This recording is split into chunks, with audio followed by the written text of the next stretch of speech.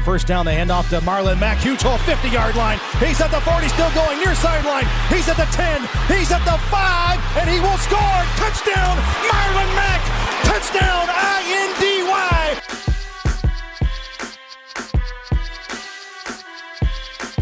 And again, it's picked off. It's Darius Leonard. Leonard with a second INT, and he's streaking down the near sideline. He's at the 40. He's at the 30. He's at the 20. He's going to go. A pick six for the Maniac.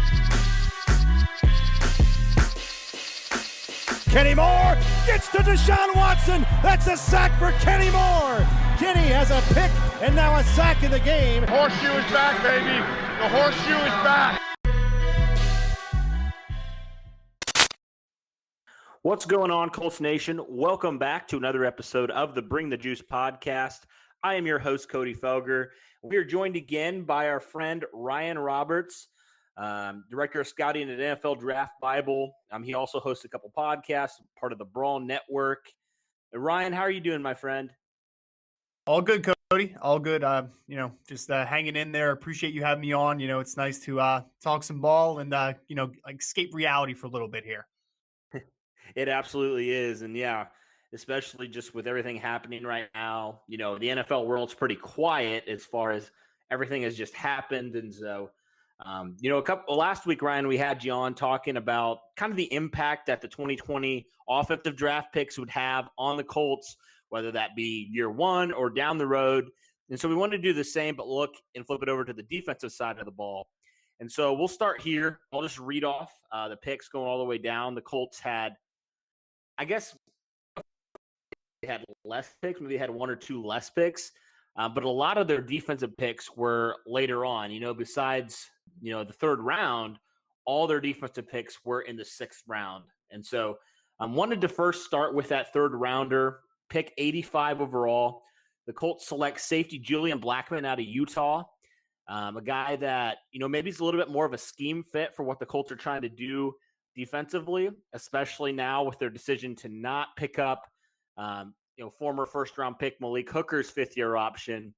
But this is a guy, Ryan, who, coming off an ACL injury, so the Colts think he's probably not going to be ready till maybe October, so he's not going to be ready for the start of the season. He's still recovering from that. What's your take here on Julian Blackmon? First the injury, and then also if he's able to kind of fully recover from that injury, what type of player do you think the Colts are getting here in Blackmon? Yeah, so I mean, Blackmon, the first 3 years of his career at Utah, was a guy that actually played outside corner and, pretty solid cornerback prospect. And they decided to move him over to the free safety role this past year with a couple of departures the year before. Blair, that's down in Seattle, was kind of filling that role. And now Blackmon took over this year and showed some signs. You could tell at times that it was a new position for him. The angles are obviously incredibly different. It was something that he was working out, but he's an athletic kid, and you could see the range. You could see the flashes of potential there. So I was a little surprised that he still went in the third round, not being able to test during the the draft process and everything. But I guess he got the thumbs up that he was good to go. And I think that at that free safety role, as he continues to get better and get more polished, he could potentially fit very well. I actually think that he could also do some stuff inside as a nickel, potentially with the experience playing man coverage, doing different things. I think he's a versatile piece that's going to really help. And to your point about Malik Hooker, obviously, I guess they're trying to find some insurance in case that, obviously they pick up the fifth-year option. Maybe he's out after next season. Maybe it's not a long-term fix. I guess Julian Blackmon in that scenario is the potential replacement to him. So immediate return, I don't think he gives you a ton this year. As long as, God willing, we have a season. But I think it's an insurance move. And honestly, Blackmon coming back from the injury, you probably don't want to rush him back anyway. So insurance move, long-term potential. I think that he can potentially be a starting free safety, and definitely has the athletic profile to fit there pretty well. Mm-hmm. How do you think he fits into what the Colts want to do defensively, with their Tampa 2 type of defense? How do you think he fits maybe even better than, say, Malik Hooker?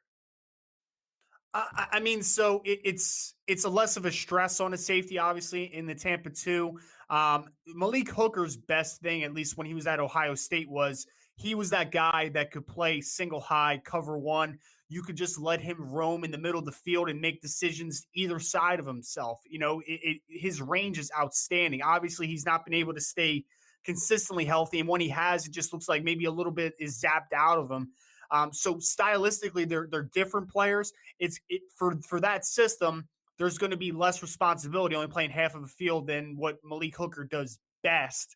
I think that I think for any safety, though, being able to just play one half of the field, but rather than playing a full scale of the field would be a more advantageous situation. Less space to cover, less vision to have to use in a half field read type of responsibility. So, I mean, to your point, I would see, as if I was a safety, I would rather play half field as much as possible. But, I feel like for a guy like Malik Hooker, it might be limiting his range to a degree. But for a guy like Blackmon, who's still getting used to the game, I think having, limiting everything that he's seeing to a degree early on could really help him. And, to the point again, he's a guy coming off an injury, don't have to rush him too much. The biggest thing for a safety position is eye discipline, being able to see how you're processing things underneath, those different types of things. Letting Blackmon kind of learn the position early on, I think, is really going to pay dividends for the long-term success. Mm-hmm. What are some of his strengths that you've seen from Julian Blackmon? What do you think are his biggest things that he brings to the table for the Colts? Well, so I think what makes him a successful safety eventually is, one, he's a really nice athlete. There's things that you can do with him. He has that experience in man coverage. He is still getting used to, that eye discipline in deep zones, but I think that he could be a versatile piece for him. And then probably the most surprising thing of him being a former cornerback is the dude does not shy away from contact. I remember the game in the Pac-12 championship game, he was going against Oregon, and he just came down like a freight train. I think it was on their tight end. I forget what number it was, but the kid is not soft. He's not afraid of contact. He's what you picture in a Morgan Scalley, University of Utah, Kyle Whittingham type of defensive player. He's not going to shy away from contact. He brings a physicality, but most importantly, he brings an athletic profile that is projectable for him. Mm-hmm. Yeah, we know how much the Colts really, want that from their defensive backs, guys who are not afraid to come up and make a tackle. So I think he fits really well into kind of what the Colts and Matt Eberflus want to do there on the defensive side. Okay, now shifting to the 6th round. The Colts waited to the 6th round to address defense again. Pick overall 193, they select defensive tackle Robert Windsor out of Penn State. Now, this was a really interesting pick to me, and a pick that I wasn't particularly a fan of if you've listened to this podcast at all. But Windsor's a guy who started off at the 1 tech, lost, I think, like 20 or 30 pounds, switched over and ended at Penn State at the 3 technique position. So he's a guy that's had experience in both positions. I think for me, Ryan, I didn't understand this pick because, you see all the things that the Colts have addressed, all the ways they've addressed that defensive interior this offseason, trading for DeForest Buckner, signing Sheldon Day, and then they have like a couple, 3 second-round picks, previous second-round picks that they invested in that defensive line. What do you think, Windsor's role could potentially be here with the Colts if he does even make the final 53-man roster? Yeah, I'm kind of with you, Cody, to a degree, because when I graded Robert Windsor, I gave him a UDFA grade. I thought he was a really tough football player, plays extremely hard. His motor's always running. There's no question about effort inside for a guy like Windsor. The question is, like you said, though, getting DeForest Buckner for the 1st-round pick this year, Danico Autry, I think is still inside for you guys. You have kind of continuously put draft capital into the position, like even a Tyquan Lewis that could do some stuff on the interior for you guys out of Ohio State a couple years ago. I feel like you really have addressed some needs on there, and it just seems to me, from the outside looking in, that Robert Windsor, I think at best right now is maybe a 3rd interior rotation guy at the kind of the peak of what he can be. And I'm not talking about in 2020. I'm saying I think that he is at best a rotational piece inside, a run-stopping defender. I don't see much upside. I don't see a great athlete inside that can do things on 3rd downs potentially. I see a tough, physical, determined interior player who's not going to back down. But then the question is, can he give you anything on special teams if he's going to be that fringe guy at the end of the roster? So I think it's going to be tough for a guy like Windsor to make the roster. He's going to be a guy the coaches are going to fall in love with a little bit because everyone likes that gritty, tough guy that just will do anything to get the win. The game of inches, that type of dude. I get it. I see why some coaches would really value that, but I don't see the upside with him. I'm having a tough time just seeing where he makes an impact in 2020 or even in the next couple years. Yeah, and I mean, we've even talked on this podcast, like a guy like Taquan Lewis that you mentioned, what he might not even make the final 53-man roster, and he's a guy that could potentially kick out and play some defensive end this year. He played that at Ohio State.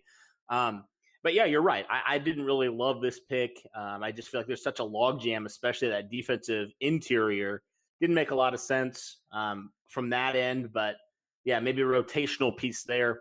The next guy the Colts picked at 211 and staying in the 6th round, they drafted cornerback Isaiah Rodgers out of UMass. They actually traded away former 2nd-round pick Quincy Wilson for this pick and essentially drafted his replacement in getting Isaiah Rodgers. And their body types are obviously completely different.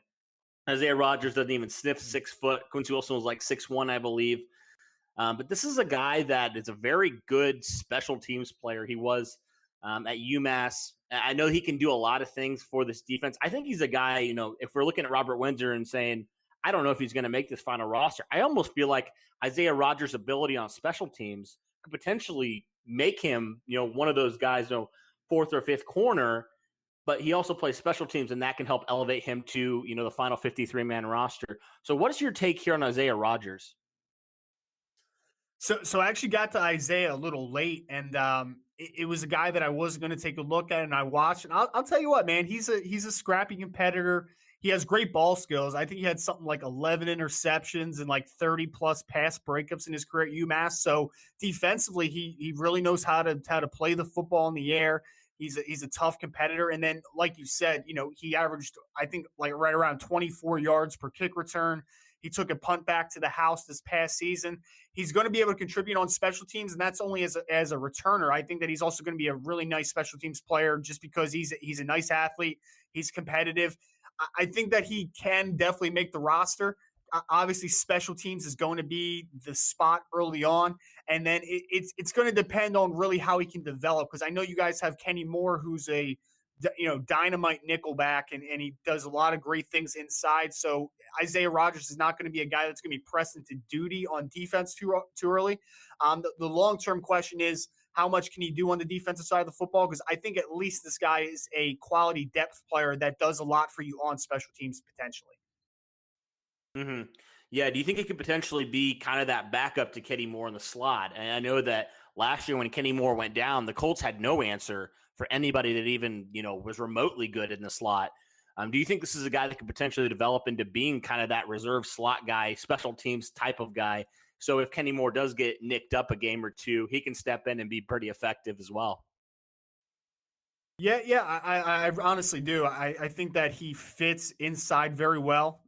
A couple of things that highlight are, 1, short area quickness. He has it.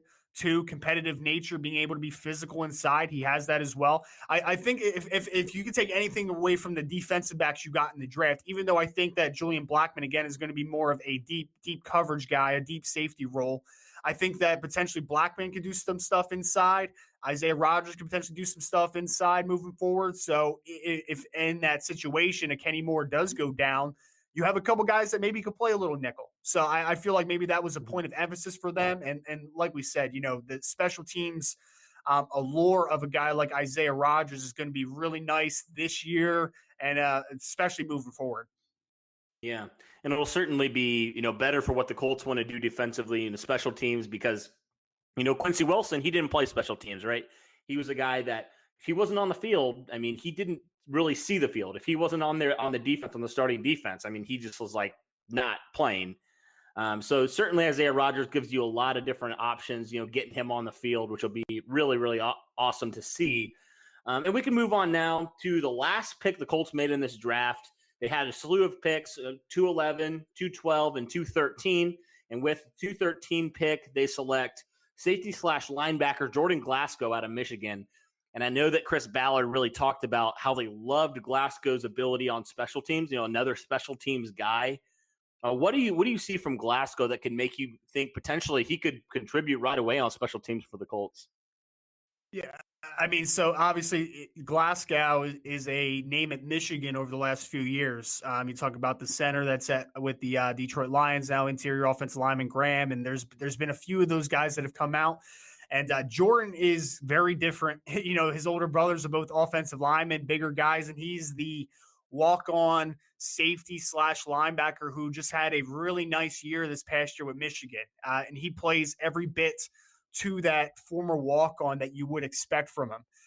Now, he's a guy that how much he'll affect the game defensively, probably none over the first couple years, but he is going to be one of the best special teams players on the Colts roster, maybe in the NFL. That really, I don't think that's any hyperbole at all. I think that he just has that mentality. He's a better athlete than you think. He gets after it. There's no hesitation to his game. So this is the type of guy that, hey man, if he ever gives you anything on defense, that's fine. But all he has to be is serviceable backup, and then he's going to be one of the better special teams players. He was awesome at Michigan early in his career, especially before he started playing a little more down the stretch. He's a home run pick at pick 213. You don't at that stage in the draft. There's no guarantees the guys are going to make the final roster, but guys like this that can impact a core special teams player, 4-way special teams player. You can't ask for much more than that past pick 200 to effectively make the roster and then make an impact on the roster. Right. And and I think a lot of people don't really think about it, but special teams really is a huge factor. You can win and lose, and the Colts fans should know, special teams can win you games and can also lose you games. I mean, we saw a lot last year when the Colts had all those kicking issues. I mean, there's a lot of other factors, but, cost them points and really cost them wins. And so I definitely love these later round picks for the Colts here just to help the Colts, solidify one of the best special teams units. I know that they were, with Pat McAfee out of Vinatieri, they were one of the best special teams units for a long time. And so certainly will be awesome, especially, Chester Rodgers, who did a lot of in the return game for the Colts the last few years. He's gone. So it'll certainly be nice to add some more guys who can help and contribute on special teams right away. But thank you, Ryan, so much again. I really appreciate you coming on and talking about, both the offensive and defensive sides. I didn't do this before with the offensive. If there's any of those undrafted free agent guys that you think could potentially make any sort of impact. I mean, it's kind of different than previous years because there's a lot of depth on this Colts roster as compared to previous years. Are there any of these guys that potentially interest you that the Colts kind of signed on the defensive side?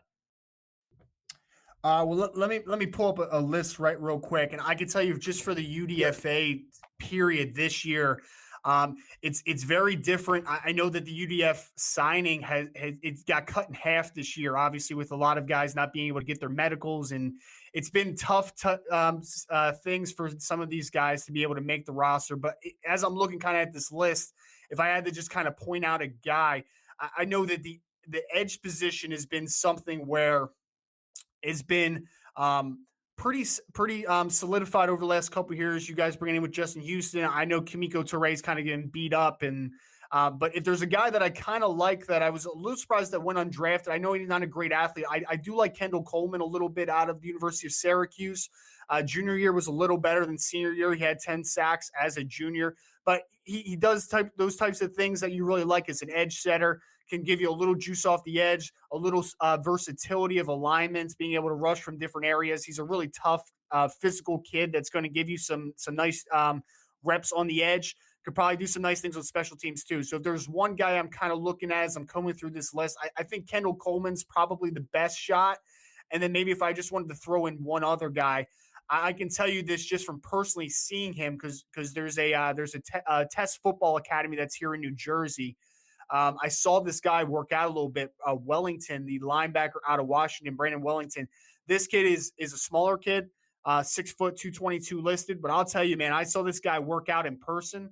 he gets after a little bit. He's a nice athlete. So maybe potentially dime linebacker, different types of things. And I think he could also be a great special teams player. So Kendall Coleman, Wellington, the linebacker from Washington, I think are a couple guys that you might have to watch out for. Yeah, we certainly will. That'll be interesting to see training camp, preseason, if any of those two guys or any of the other, undrafted free agents really stand out and make a case to make that final 53-man roster. But thanks, Ryan, so much again, man. I really appreciate you coming on here and just being able to talk a little bit about the Colts. Always appreciate your insight, and we'll have to do it again. Absolutely, Cody. I have nothing better to do right now, man. So let's keep the good vibes going for football season. Yeah, absolutely, man. Well, yeah, you stay safe, you and your family. Hope you have a blessed week, and it's great for you. You too, man. Appreciate it. Yep.